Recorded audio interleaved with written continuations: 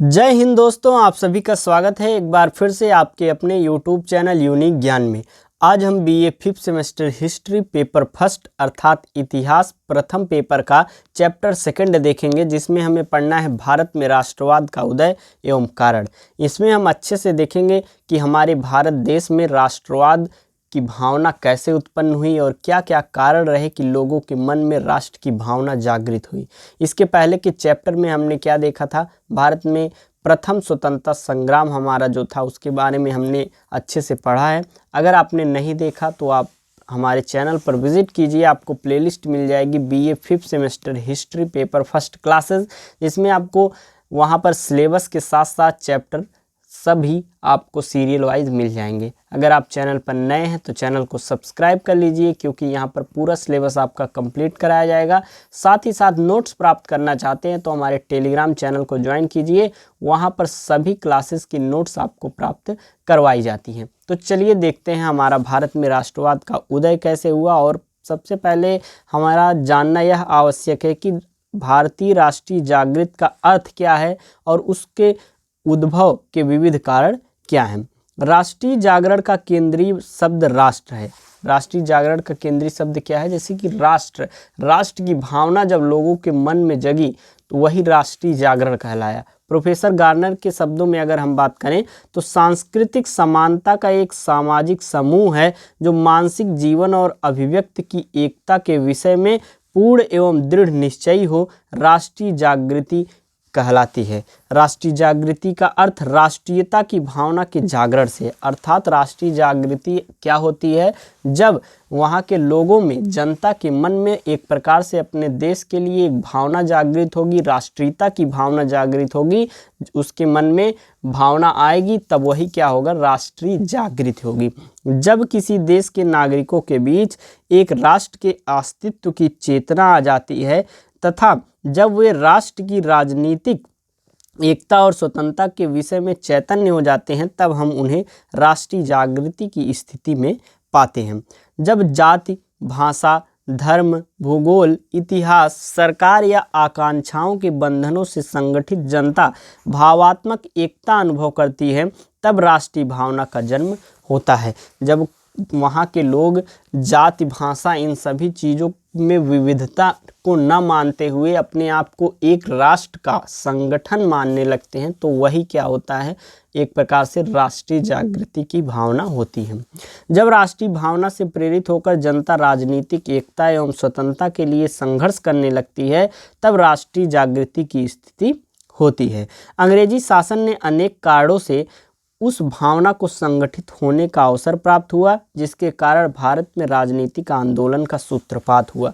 अंग्रेजी जो शासक थे उन्होंने ऐसे बहुत से कार्य किए जिसकी वजह से भारतीयों के मन में एक प्रकार से राष्ट्र की भावना जागृत हुई, क्योंकि उनके ऊपर जब अत्याचार होने लगे, उनके जो ज़रूरतें थी, आवश्यकताएं, मूलभूत आवश्यकताएं थी, न पूरी होने लगी और उनको ऐसा एहसास होने लगा, गुलामी का एहसास होने लगा और अपने ऊपर अत्याचार महसूस होने लगा, तो उनके मन में क्या हुआ कि राष्ट्रीयता की भावना जगी और राजनीतिक आंदोलन की शुरुआत हुई। भारत में राष्ट्रीय जागरण की पृष्ठभूमि की बात करें तो औद्योगिक तथा राजनीतिक क्रांतियों के कारण यूरोप में जिस आधुनिक युग का सूत्रपात हुआ था, भारत भी उसकी प्रवृत्तियों से अछूता नहीं था।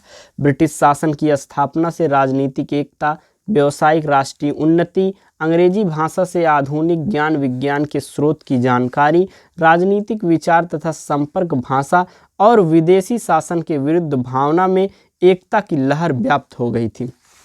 धीरे धीरे विकास होता गया, धीरे धीरे लोगों के मन में एकता की भावना विदेशी शासन के विरुद्ध जागृत होने लगी थी। जब 1857 का प्रथम भारतीय संग्राम एक महान राष्ट्रीय घटना थी।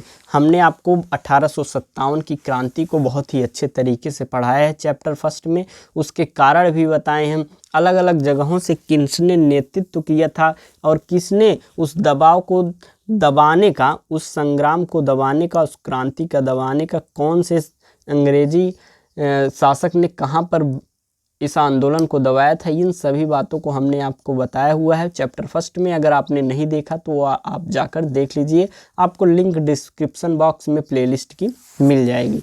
तत्पश्चात राष्ट्रीय आंदोलन का क्रमबद्ध तथा संगठित सूत्रपात हुआ।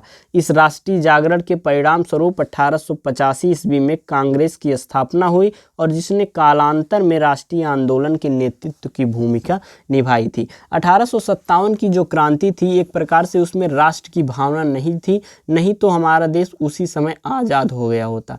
उसमें अलग अलग कारणों से लोगों ने, अलग अलग शासकों ने अलग अलग जगह से विद्रोह किया हुआ था, राष्ट्र की भावना नहीं थी। लेकिन उस क्रांति के बाद धीरे धीरे लोगों में राष्ट्र की भावना जागृत होने लगी। एक लीडरशिप नहीं था। 1857 की क्रांति को किसी एक व्यक्ति ने लीड किया होता, एकता की अगर भावना होती तो हमारा देश 1857 में ही आज़ाद हो गया होता। उसके पश्चात 1885 में राष्ट्रीय कांग्रेस की स्थापना हुई और उस कांग्रेस की जो स्थापना हुई, एक प्रकार से पार्टी की, उसने स्वतंत्रता हमें जब तक प्राप्त नहीं हुई तब तक एक प्रकार से लीडरशिप का कार्य किया था। आगे हम देखेंगे, भारतीय राष्ट्रवाद सामान्य आंदोलन ही नहीं अपितु उससे बढ़कर और भी कुछ रहा है। यह एक ऐतिहासिक परंपरा का पुनरुज्जीवन है, एक राष्ट्र की आत्मा की मुक्ति। ये शब्द किसने कहे थे? मैकडोनाल्ड ने कहे थे। किसके लिए? राष्ट्र की भावना के लिए। आगे हम देखेंगे, राष्ट्रीय भावना के प्रारंभ होने के अनेक कारण थे जो निम्नलिखित हैं। प्रमुख कारण जो हमारा इस चैप्टर का मेन टॉपिक है उसको हमें पढ़ना है। हमारे जो भारत में राष्ट्रीय जागृति हुई उसका प्रमुख कारण क्या रहा? पहला कारण क्या था? धार्मिक और सामाजिक पुनर्जागरण। 19वीं सदी के धार्मिक और सामाजिक सुधार आंदोलन राष्ट्रीयता के विकास में बहुत अधिक सहायक सिद्ध हुए थे। इस प्रकार के सुधार आंदोलनों में ब्रह्म समाज, आर्य समाज, रामकृष्ण मिशन और थियोसॉफिकल सोसाइटी का नाम प्रमुख रूप से लिया जाता है। ये जो सुधार आंदोलन किए गए लोगों के द्वारा, उसने एक प्रकार से हमें बहुत ही ज़्यादा मदद की राष्ट्रीयता की भावना का विकास करने में। राजा राम मोहन राय, स्वामी दयानंद और फिर स्वामी विवेकानंद और श्रीमती एनी बेसेंट आदि नेताओं ने इन आंदोलनों के माध्यम से भारतीय और सामाजिक जीवन की बुराइयां दूर कर और उनमें सुधार के भाव उत्पन्न किए और उनकी आत्महीनता की भावना को नष्ट कर उनमें आत्मविश्वास और आत्म अभिमान की भावना को जागृत किया। पहले अपनी सामाजिक कुरीतियों की वजह से यहाँ के जो लोग थे, भारत के जो लोग थे, वह अपने आप को निम्न समझते थे, आत्महीनता की भावना थी उनमें। लेकिन इन सभी ने, राजा राम मोहन राय, स्वामी दयानंद, स्वामी विवेकानंद, इन सभी ने मिलकर जो सुधार आंदोलन किए शुरुआती दौर में, उसने एक प्रकार से बहुत ही अच्छा कार्य किया। आत्महीनता की भावना लोगों के मन से गई और आत्मसम्मान की भावना, आत्मविश्वास की भावना लोगों के मन में आई। अब उनमें यह विचार उत्पन्न हुआ कि वे पराधीन क्यों हैं, मतलब दूसरे के ऊपर अधीन क्यों हैं, दूसरों के ऊपर मतलब वह गुलाम क्यों हैं। उनके मन में यह भावना धीरे धीरे जागृत होने लगी। उन्हें स्वतंत्रता की प्राप्ति हेतु प्रयत्न करने चाहिए। उन्होंने सोचा, हम लोग दूसरों के गुलाम क्यों हैं, हमें दूसरों के गुलाम नहीं रहना चाहिए, हमें स्वतंत्र होने के लिए प्रयत्न करना चाहिए। ये कैसे हुआ? जब जो सुधार आंदोलन लोगों के द्वारा किए गए, उससे आत्महीनता की भावना खत्म हुई और आत्मसम्मान, आत्मविश्वास अपने अंदर आया। तब लोगों के मन में यह प्रश्न उठा कि हम पराधीन क्यों हैं और हमें दूसरों के अधीन नहीं रहना चाहिए, हमें स्वतंत्रता के लिए प्रयत्न करना चाहिए। दूसरा कारण क्या हुआ? दूसरी हुई पश्चिमी शिक्षा। अंग्रेजी शिक्षा का प्रसार भी भारतीयों में राष्ट्रीयता बढ़ाने के लिए एक सर्वोत्तम साधन बन गया। अंग्रेजी के राष्ट्रभाषा बन जाने से भारत के कुछ थोड़े प्रबुद्ध लोगों के लिए यह संभव हो गया कि वे एक दूसरे को अधिक अच्छी तरह जान सकें, आपस में विचार विनिमय कर सकें और विदेशी निरंकुश शासकों के अत्याचारों से लोहा लेने के लिए एक साझा मोर्चा बना सकें। पश्चिमी साहित्य, दर्शन और इतिहास ने भारतीयों में नागरिक स्वाधीनता और राष्ट्र के प्रति अनुराग जगा दिया था। राष्ट्र, ये जो भाषा हुई, जो अंग्रेजी भाषा थी, यह भी एक प्रकार से यहाँ के लोगों को हीन भावना से देखा जाता था, क्योंकि उस समय एक प्रकार से अंग्रेजी भाषा जो जानता था उसे अधिक शिक्षित माना जाता था। तो यहाँ के लोगों ने भी अंग्रेजी भाषा पढ़ना शुरू किया और धीरे धीरे उन्होंने भी प्रतिभाग किया। डॉक्टर दत्त और सरकार के शब्दों में अगर हम बात करें तो उन्होंने कहा है पुनरुज्जीवित धर्म तथा साहित्य द्वारा परमार्जित मनों पर पश्चिमी शिक्षा के माध्यम से पश्चिम के विकसित होते हुए राजनीतिक विचारों और पश्चिमी राष्ट्रवादी आंदोलनों की प्रेरणाप्रद इतिहास के साथ परिचय ने नागरिक स्वतंत्रता तथा राष्ट्रीयता स्वाधीनता की छाप डाल दी है। अर्थात धीरे धीरे यहाँ के लोग जब जानकार होने लगे, लैंग्वेजेस समझने लगे, गुलामी को वह समझने लगे कि हम लोग गुलाम हैं और उनकी भाषाओं को, उनके नियमों को समझने लगे, धीरे धीरे वह भी पढ़ाई के क्षेत्र में आगे बढ़कर हिस्सा लिए और उच्च पदों पर आसीन होने के लिए वो प्रयास करने लगे। डॉक्टर जीएन सिंह का कथन है कि इंग्लैंड में रहने से उन्हें स्वतंत्र राजनीतिक संस्थाओं की कार्यविधि का घनिष्ठ ज्ञान प्राप्त हो जाता था और वे स्वतंत्रता तथा स्वाधीनता का मूल्य साझा समझ जाते थे तथा उनके मन में जमी हुई दास्ता की मनोवृत्ति हट जाती थी। जब वह लोगों के द्वारा लिखे गए शब्दों को पढ़ते थे, उनके मन में जो स्वाधीनता की एक प्रकार से समझ थी वह आ जाती थी, उनके मन में जो जमी हुई दास्ता की मनोवृत्ति थी वह हट जाती थी। जहाँ तक कि मैकाल जैसे इतिहासकार भी इंग्लैंड के इतिहासकार के उस सबसे गौरवपूर्ण दिवस की राह देख रहे थे जब ये लोग यूरोपीय शिक्षा पाकर यूरोपीय ज्ञान संस्थाओं की ज्ञान मांग करने लगे थे। अगला हमारा कौन सा कारण है हमारे राष्ट्रवाद के उदय का? भारतीय समाचार पत्रों और देसी साहित्य का विकास। पाश्चात्य शिक्षा के प्रभाव से देश में प्रेस विकसित हुआ। जब यहाँ के लोगों ने एक प्रकार से पाश्चात्य शिक्षा ग्रहण कर ली, मतलब अंग्रेजी समझ ली, तो उन्होंने क्या किया, प्रेस अपने देश में विकसित किया और समाचार पत्रों की संख्या में आशातीत वृद्धि हुई। जब वह अंग्रेजी भाषा को समझने लगे, अंग्रेजी में प्रेस उन्होंने खोला और अधिक से अधिक समाचार पत्रों को बढ़ाया। भारतीय समाचार पत्रों ने अंग्रेजी पत्रों के भारत विरोधी प्रचार का करारा उत्तर दिया और भारतीयों को विदेशी शासन की त्रुटियों से परिचित कराया। जो भारतीय थे उन सभी को जो हमारे विदेशी शासन यहाँ पर कर रहे थे उनकी जो त्रुटियां थी उनको समाचार पत्रों के माध्यम से भारत के लोगों तक पहुंचाया। जैसे साम्यवाद कौमुदी 1821 में, बॉम्बे समाचार 1822 में, बंगदूत 1831, राष्ट्रगुफ्तार 1815, अमृत बाजार पत्रिका 1868, ट्रिब्यून 1877 आदि ये सभी पत्रिकाएं थी। इनके माध्यम से लोगों के मन में जागरण उत्पन्न किया जा रहा था। विदेशी शासन के प्रति जो त्रुटियां थी, उनके जो अत्याचार थे, उनको भारत के लोगों को समाचार पत्रों के माध्यम से बताया जाने लगा। कुछ लेखकों ने भी राष्ट्रीयता के विकास में बहुत योगदान दिया। जैसे बंकिम चंद्र ने आनंद मठ की रचना की, माइकल मधुसूदन ने बंगाली में, भारतेंदु हरिश्चंद्र ने हिंदी में, नर्मद ने गुजराती में, चिपलूणकर ने मराठी में, भारती ने तमिल में तथा अन्य अनेक साहित्यकारों ने विभिन्न भाषाओं राष्ट्रीयता की भावना से परिपूर्ण उत्कृष्ट साहित्य का सृजन किया और इस साहित्य ने जनमानस को राष्ट्रीयता की भावना में आप्लावित किया। मतलब साहित्य के माध्यम से वह लोगों के मन में राष्ट्रीयता की भावना को भरते थे। अपने साहित्य से अपने जो वह ग्रंथ लिखते थे या जो उनके समाचार पत्र में एक प्रकार से अपने शब्दों को जो लिखते थे, उससे भारतीय जो लोग थे उनके मन में राष्ट्रीयता की भावना उत्पन्न अधिक तेजी से होने लगी थी।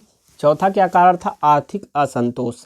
तत्कालीन भारत का आर्थिक दीनता के संबंध में 1900 ईस्वी में सर विलियम डिग्बी ने लिखा था, करीब 10 करोड़ मनुष्य ब्रिटिश भारत में ऐसे हैं जिन्हें किसी समय भी भरपेट अन्न नहीं मिलता था। विलियम डिग्बी जी क्या लिखते हैं कि 10 करोड़ मनुष्य ब्रिटिश में ऐसे हैं, भारत में ऐसे हैं ब्रिटिश के, जिन्हें भरपेट भोजन नहीं मिलता था। इस अधः पतन की दूसरी मिसाल इस समय सभ्य और उन्नतिशील देश में कहीं पर दिखाई नहीं दे रही थी। यह वही भारत है जो 17वीं सदी तक सोने की चिड़िया कहलाता था और आज लोगों को क्या है कि वहाँ पर भोजन नहीं प्राप्त हो पा रहा था। ईस्ट इंडिया कंपनी ने भारत के उद्योग धंधों को प्रायः समूल नष्ट कर दिया था और व्यापार पर उनका पूर्ण अधिकार स्थापित हो गया था, जिससे भारतीय जनता निर्धनता और भूखमरी का शिकार होती गई। सरकार ने कृषि उन्नति की ओर ध्यान नहीं दिया, जिससे किसानों की दशा शोचनीय हो गई। अकालों ने स्थिति को और भी दयनीय बना दिया। उस समय अकाल आते थे और लोगों के फसल नष्ट हो जाते थे। अंग्रेजी शासन की आर्थिक नीतियों ने असंतुष्ट होकर भोलानाथ चंद्र ने 1877 में लिखा था, बिना बल का प्रयोग किए, बिना राजद्रोह किए तथा बिना वैधानिक सहायता की अपेक्षा किए अपने पुराने गौरव को प्राप्त कर लेना हमारे हाथ की बात नहीं है। अर्थात वह कहते थे कि इतनी स्थिति खराब हो गई है, हमारी आर्थिक स्थिति, हमारी एक प्रकार से अन्न हमारे पास नहीं है, इतनी स्थिति खराब हो गई है कि हम अपने राजद्रोह के माध्यम से, बिना किसी बाहरी बल के माध्यम से कभी भी अपना पुराना गौरव प्राप्त नहीं कर सकते। हमारे पास केवल एक किंतु सबसे अधिक प्रभावशाली अस्त्र है, जो कि क्या है? नैतिक विरोध, और इस शस्त्र का प्रयोग किसी प्रकार अपराध नहीं हो सकता। इस अमोघ अस्त्र के प्रयोग का केवल एक उपाय है, विदेशी वस्तुओं का बहिष्कार। जब हम विदेशी वस्तुओं का बहिष्कार करेंगे, भारत में अपनी वस्तुएं बनाएंगे, तो लोगों को रोजगार भी मिलेगा और धन की भी प्राप्ति होगी। आगे देखेंगे हम। अगला कारण है भारत की प्राचीन संस्कृति का यूरोपीय विद्वानों द्वारा गुणगान। भारत की जो प्राचीन संस्कृति थी, उसका जब यूरोपियों विद्वानों द्वारा गुणगान किया गया, तो यहाँ के लोगों के मन में आया कि जब यूरोप के लोग हमारे इस संस्कृति पे, हमारी जो प्राचीन संस्कृति है उसका बखान कर रहे हैं, तो कुछ ना कुछ तो बात हमारे भारत देश की संस्कृति में है। हमें अपने भारत की संस्कृति को फॉलो करना चाहिए, हमें फिर से उसका गौरव वापस लाना चाहिए। कुछ विदेशी विद्वानों ने भी भारतीयों को अपनी संस्कृति के गौरव का आभास कराया, जैसे कि मिस्टर मैक्स मूलर, मिनियर विलियम्स, रोम सैसून बनुर्फ आदि प्रसिद्ध पश्चिमी विद्वानों ने संस्कृत भाषा का बड़े श्रम के साथ अध्ययन किया और संस्कृत साहित्य को विश्व का श्रेष्ठ साहित्य बताया। जब उन्होंने जो लिखी गई हमारी पुराने संस्कृत साहित्य थे, उनको जब बहुत ही श्रम के साथ जब उसका पढ़ के उसका अर्थ समझा, तो उन्होंने कहा कि यह जो संस्कृत विषय है, संस्कृत साहित्य है, वह विश्व का श्रेष्ठता वाला साहित्य है। मतलब सबसे श्रेष्ठ साहित्य कौन सा, उन्होंने बताया संस्कृत साहित्य को। इससे पश्चिमी जगत को तो संस्कृत की श्रेष्ठता का ज्ञान ही हुआ, साथ ही भारतवासियों को भी अपनी संस्कृति के प्रति प्रेम उत्पन्न हुआ। जब यूरोपीय विद्वानों ने बताया कि जो यह संस्कृत साहित्य है पूरे विश्व का श्रेष्ठतम साहित्य है, तो उन लोगों को तो संस्कृत साहित्य का ज्ञान हुआ ही जब वह पढ़े, लेकिन साथ ही साथ जब उन्होंने अपनी संस्कृति की, भारतीयों ने अपनी संस्कृति की बड़ाई सुनी, तो उनके मन में अपने संस्कृति के प्रति प्रेम उत्पन्न होने लगा। विदेशी विद्वानों की प्रशंसा के उसके अंदर ही की हीन भावना को दूर कर दिया और वे गौरव की भावना का अनुभव करने लगे। उनके मन में हीन भावना थी कि अंग्रेजी भाषा जो है वह सबसे उच्च है, हमारी संस्कृत भाषा निम्न है, उनके मन में हीन भावना थी। लेकिन जब यूरोपीय विद्वानों ने उसकी बड़ाई की, उन्होंने जब कहा कि संस्कृत साहित्य विश्व का श्रेष्ठतम साहित्य है, तब उन्हें अपने इस संस्कृति पर गौरव की भावना होने लगी। स्वामी दयानंद सरस्वती तथा विवेकानंद ने भी भारतीय संस्कृति तथा संस्कृत भाषा का गौरव गान किया था। पढ़े लिखे भारतीय युवकों ने इसे आत्म प्रशंसा के रूप में लेकर उस समय विश्वास नहीं किया, परंतु जब विदेशी विद्वानों ने भारतीय संस्कृति की प्रशंसा की, तो इन युवकों के हृदय पर गहरा प्रभाव पड़ा और वे यह सोचने पर मजबूर हो गए कि आज हम परतंत्र क्यों हैं। अतः उन्होंने अपने खोए हुए गौरव को प्राप्त करने का निश्चय किया। इस प्रकार से यूरोपियों ने जब संस्कृत साहित्य का, हमारे प्राचीन साहित्यों की विशेषता की, तो लोगों के मन में राष्ट्रहित की भावना, राष्ट्र की भावना जागृत होने लगी। अगला कारण कौन सा है? परिवहन और संचार के तीव्र साधनों का विकास। अपने साम्राज्य को दृढ़ करने के लिए अंग्रेजों ने परिवहन और संचार साधनों जैसे रेल, सड़क, डाक, तार आदि के विकास पर सबसे अधिक ध्यान दिया और इन साधनों के विकास से सैनिक और व्यापारिक रक्षा होती थी। परंतु इन साधनों के विकास ने भारत में एकता की भावना उत्पन्न करने में भी विशेष योग दिया। देश के विभिन्न भागों में लोग एक दूसरे के निकट आने लगे तथा राष्ट्रीय नेता संपूर्ण देश का दौरा करके जनसाधारण में राष्ट्रीयता का प्रसार करने लगे। समस्त भारत के लोग अपने को एक समझने लगे तथा उनमें परस्पर सहयोग और प्रेम की भावना का विकास होने लगा था। जैसे कि आपने देखा परिवहन और संचार से किस प्रकार राष्ट्र की भावना जागृत हुई। जैसे कि जब कोई भी विद्रोह होता था या कोई भी बातें एक गांव से दूसरे गांव में पहुंचानी रहती थी तो संचार का माध्यम एक प्रकार से डाक हो गया था। विद्रोह करके लोग ट्रेन से एक जगह से दूसरी जगह पर चले जाते थे। ये सब हेल्प किया उसके विद्रोह करने में। साथ ही साथ एक प्रकार से राष्ट्रहित की भावना इस प्रकार जगी कि जब लोग एक दूसरे से मिलने जुलने लगे और आपस में संगठन बनाने लगे और लोगों के भावों और विचारों को समझकर आपस में एक संगठन बनाने लगे। आगे हम देखेंगे अगला कारण है राजनीतिक एकता की स्थापना। ब्रिटिश शासन ने संपूर्ण देश को एक दृढ़ केंद्रित शासन के अंतर्गत रखा। संपूर्ण भारत में सर्वत्र एक सी शासन व्यवस्था स्थापित हो गई और इस प्रकार राजनीतिक दृष्टि से भारत एक रूप हो गया। पुन्निया के शब्दों में देखें तो हिमालय से कुमारी अंतरीप तक संपूर्ण भारत एक सरकार के अधीन हो गया और इसने जनता में राजनीतिक एकता की भावना को जन्म दिया। जब जो हमारे यहाँ पर अंग्रेजी शासक थे उन्होंने जब पूरे भारत को एक शासन के अंतर्गत रख दिया, एक सरकार के टाइप, मतलब जब एक सरकार के अधीन हमारा पूरा देश हो गया तो लोगों के मन में एकता की भावना उत्पन्न हुई। यद्यपि ब्रिटिश शासकों की इच्छा भारत में राजनीतिक जागृति की कदापि न थी, पूरे भारत में अंग्रेजों का शासन स्थापित हो जाने के कारण समस्त शोषित भारतीयों के हृदय में अंग्रेजी साम्राज्य का अंत करने की भावना बलवती हुई और राजनीतिक एकता के परिणाम स्वरूप स्थानीय भक्ति का स्थान संपूर्ण देश के प्रति भक्ति ने ले लिया। लोग अपने अपने गांव के लिए लड़ते थे, अपने अपने राज्य के लिए लड़ते थे, लेकिन जब उन्होंने एक राष्ट्र का, एक सरकार का निर्माण कर दिया, एक के अधीन पूरा शासन कर दिया, तो उनके मन में भावना जागृत हुई देश प्रेम की। जो अलग अलग शोषित वर्ग के लोग थे, सब लोगों ने मिलकर राष्ट्र को स्वतंत्र करने के लिए ठान लिया।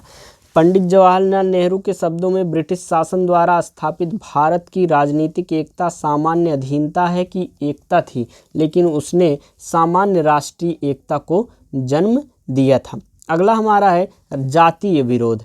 अंग्रेजों ने अपने शासन के आरंभ से ही अपनी नीति का मूल आधार भारतीयों के साथ भेदभाव को रखा था।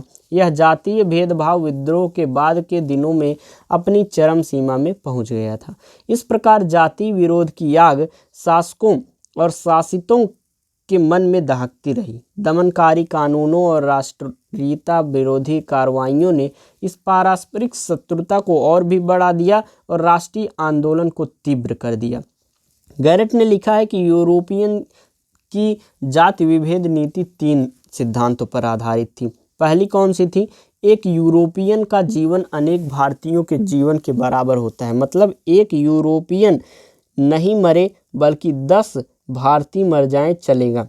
अर्थात यूरोपियन का जीवन ज़्यादा महत्वपूर्ण उन्होंने बताया और भारतीयों के जीवन को उन्होंने महत्व नहीं दिया। दूसरा है भारतीय केवल भय और दंड की भाषा ही समझते हैं। वह लोग क्या समझते थे कि जो भारतीय हैं, जो इंडियन हैं, वो सिर्फ भय और दंड की भाषा को समझते हैं।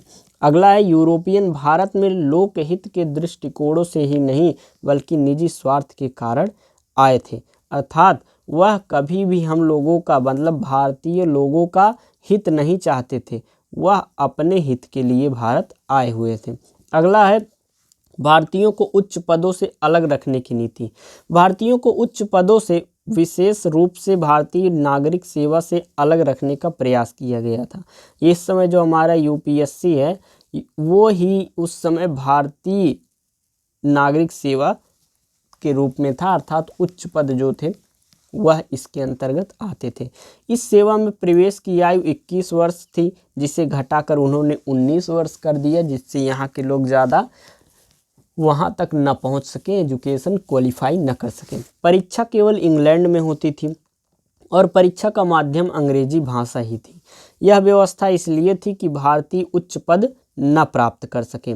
इतना सब कुछ होने पर भी सुरेंद्र नाथ बनर्जी, अरविंद घोष जैसे मेधावी छात्र परीक्षा में सफल हो जाते थे तो उनके साथ क्या किया जाता था, तो उनको घुड़सवारी जैसी गौड़ बात के आधार पर उन्हें सेवा में प्रवेश से वंचित कर दिया जाता था। अर्थात वो लोग चाहते ही थे कि यहाँ के लोग, भारतीय लोग जो हैं वह किसमें न जा पाएँ, उच्च पदों पर न जा पाएँ। अगला हमारा कारण है विदेशी आंदोलन का प्रभाव। विभिन्न देशों जैसे इटली, जर्मनी, रोमानिया और सर्बिया में राजनीतिक आंदोलन, फ्रांस में तृतीय गणतंत्र की स्थापना और इंग्लैंड में सुधार कानूनों का पारित होना आदि घटनाओं ने भारतीयों को प्रभावित किया, उन पर प्रभाव पड़ा और इन आंदोलनों ने भारतीयों को अपनी मातृभूमि की स्वाधीनता हेतु संघर्ष के लिए प्रेरित किया था। अगला कारण हमारा है लॉर्ड लिटन की दमनात्मक नीति। सुरेंद्र नाथ बनर्जी ने लिखा है कि राजनीतिक प्रगति के विकास में बुरे या क्रूर शासक बहुधा एक गुप्त वरदान के रूप में आते हैं। उनके कारण समाज में ऐसी जागृति उत्पन्न होती है जैसी वर्षों के प्रचार और आंदोलन से भी उत्पन्न न हो। उनका कहना है कि हम बहुत प्रचार कर लें लेकिन उतना कभी भी एकता की भावना नहीं उत्पन्न होती, लेकिन जब कोई भी एक क्रूर शासक आकर अत्याचार करता है लोगों के मन में एकता की भावना उत्पन्न हो जाती है। उनके ये शब्द लॉर्ड लिटन के संबंध में पूर्ण रूपेण सत्य हैं। लिटन के शासनकाल में भारतीय लोक सेवा में प्रवेश की आयु 21 वर्ष से घटकर 19 वर्ष कर दी और यह कार्य सन 1876 में हुआ। लॉर्ड लिटन ने 1 जनवरी 1877 को विक्टोरिया को भारत की महारानी घोषित करने के लिए दिल्ली में विशाल दरबार का आयोजन किया। यह शानो शौकत से पूर्ण दरबार उस समय किया गया था जबकि दक्षिणी भारत में बहुत बड़ा दुर्भिक्ष छाया था। उस समय लोगों में अकाल आया हुआ था, यहाँ के देश मतलब भारत में अकाल आया हुआ था, लोग अकाल से पीड़ित थे। उनकी मदद करने के बजाय लाखों रुपए लगाकर लॉर्ड लिटन क्या करता है, यहाँ पर विशाल दरबार का आयोजन करता है। इससे लोगों के मन में राष्ट्र की भावना जगी। उन्होंने कहा कि हम लोग आखिर पराधीन क्यों हैं, दूसरों पर आश्रित क्यों हैं, हमें स्वतंत्रता के लिए लड़ना चाहिए। एक समाचार पत्र ने लिखा है कि जब राम जल रहा था तब नीरो बांसुरी बजा रहा था। उसी वर्ष जबकि भारतीय जनता भूखी मर रही थी, भारत से इंग्लैंड को 80 लाख पाउंड के अन्न का निर्यात किया गया। इसके अतिरिक्त लॉर्ड लिटन द्वारा अफगानिस्तान पर आक्रमण करने में जो 2 करोड़ स्टर्लिंग का खर्चा हुआ था उसका भार भारत की निर्धन जनता पर पड़ा था। सन 1878 में भारतीय सेना को सप्रयास भेजने के कार्य का भी भारतीय जनता ने विरोध किया था। सन 1878 में लॉर्ड लिटन द्वारा वर्नाकुलर प्रेस एक्ट भी लाया गया था, पारित किया गया था, जिससे भारतीय भाषाओं के समाचार पत्रों पर कठोर नियंत्रण स्थापित कर दिया गया था। वर्नाकुलर प्रेस एक्ट के अंतर्गत यह था कि यहाँ के जो भारतीय भाषा थी उसमें समाचार पत्रों को न छापा जाए, क्योंकि यहाँ के लोग उसको पढ़कर राष्ट्र की भाव को जागृत कर लेते थे, अर्थात इनकी कमियों को वह जान जाते थे जो यहाँ के लोग लिखते थे। भारत के शिक्षित वर्ग में इसे गैंगिंग एक्ट की संज्ञा दी गई। संपूर्ण देश में विशेषतया बंगाल में इस कानून का इतना प्रबल विरोध हुआ कि अंत में बाध्य होकर लॉर्ड लिटन को कानून रद्द करना पड़ा। और लॉर्ड लिटन का एक अन्य घृणित कार्य भारतीय शस्त्र अधिनियम था, जिसके अंतर्गत क्या होता था, भारतीय शस्त्र अधिनियम के भारत का कोई भी जनता, भारतीय लोग कोई भी शस्त्र नहीं प्रयोग कर सकते थे, उनको लाइसेंस लेना पड़ता था और लाइसेंस वो लोग देते नहीं थे, इतना आसानी से बनाते नहीं थे। लेकिन वहाँ के जो एंग्लो लोग थे, मतलब जो ब्रिटिश के लोग थे, उनको यहाँ पर प्रतिबंध नहीं था। अधिनियम के अनुसार, इस अधिनियम के अनुसार भारतीय बिना लाइसेंस कोई भी शस्त्र लेकर नहीं चल सकते थे और इसके विपरीत यूरोपियनों या एंग्लो इंडियन पर इसका कोई भी प्रबंध नहीं था, अर्थात वह कोई भी लेकर चल सकते थे। क्या लेकर चल सकते थे? शस्त्र लेकर, मतलब पिस्टल, बंदूक। लॉर्ड लिटन ने अपनी परिषद के अधिकांश सदस्यों की राय के विरुद्ध लंकाशायर के उद्योगपतियों के हितों की रक्षा के लिए विदेशी सूती कपड़े पर आयात कर हटा दिया था, जिससे भारत के सूती वस्त्र उद्योग को बहुत हानि पहुंची थी। और इन कार्यों के परिणाम स्वरूप ब्रिटिश शासन के प्रति भारतीय जनता का असंतोष उग्र हो गया था। सर विलियम वैंडरबर्न ब्लंट ने कहा था कि लॉर्ड लिटन के शासनकाल के अंत में स्थिति विद्रोह की सीमा तक पहुंच गई थी, अर्थात लॉर्ड लिटन का शासन काल अंत होते होते लोगों के मन में विद्रोह की बहुत अधिक भावना जागृत हो चुकी थी और राष्ट्र की भावना भी जागृत हो चुकी थी। अगला हमारा है इल्बर्ट बिल विवाद। भारतीय मजिस्ट्रेट कानूनी कठिनाइयों के कारण अंग्रेज अपराधियों ने के ना तो ठीक प्रकार से मुकदमे सुन सकते थे और ना उन्हें ठीक प्रकार से दंडित कर सकते थे। अर्थात जो भारतीय मजिस्ट्रेट थे, भारतीय जो जज थे, एक प्रकार से आप समझ लीजिए, वह अंग्रेजों के किसी भी कानून का, मतलब अंग्रेजों के किसी भी केस की पैरवी नहीं कर सकते थे। उस मुकदमे को वह न सुन सकते थे और ना ही उस मुकदमे में किसी भी अपराधी को दंडित कर सकते थे। और इसी को खत्म करने के लिए इल्बर्ट बिल आया था, जिस पर जो वहाँ के अंग्रेज के एक जज थे उन्होंने विरोध किया था और इसी को इल्बर्ट बिल विवाद कहा गया था। सन 1880 में लॉर्ड रिपन द्वारा भारत के वायसराय बने और वे उदारवादी न्यायप्रिय अंग्रेज थे। इस कठिनाई को दूर करने के लिए 1883 में उनकी कार्यकारिणी के कानूनी सदस्य पीसी इल्बर्ट ने एक विधेयक में भारतीय जजों को यूरोपियन अपराधियों के मुकदमे सुनने का अधिकार देने का प्रस्ताव रखा। भारत में रहने वाले अंग्रेजों ने इसे अपना अपमान समझा और इस विधेयक का घोर विरोध किया और एक आंदोलन प्रारंभ किया। अंग्रेजों के विरोध के कारण इल्बर्ट बिल को वापस ले लिया गया और इस बिल के पास न होने से स्पष्ट हो गया कि अंग्रेज ने अपनी जाति भेद नीति को छोड़ा नहीं है। सुरेंद्रनाथ बनर्जी ने अंग्रेजों की इस नीति को डटकर विरोध किया और 1883 में इसके विरोध में एक कॉन्फ्रेंस भी बुलाई थी। इल्बर्ट बिल पर अंग्रेजों के आंदोलन की मूर्खता और शासक जात की क्षुद्रता, स्वार्थपरता, जातीय कटुता और अहंकार तथा मिथ्या अभिमान का प्रदर्शन भारतीय राष्ट्रीय कांग्रेस की नींव डालने के लिए आवश्यक था।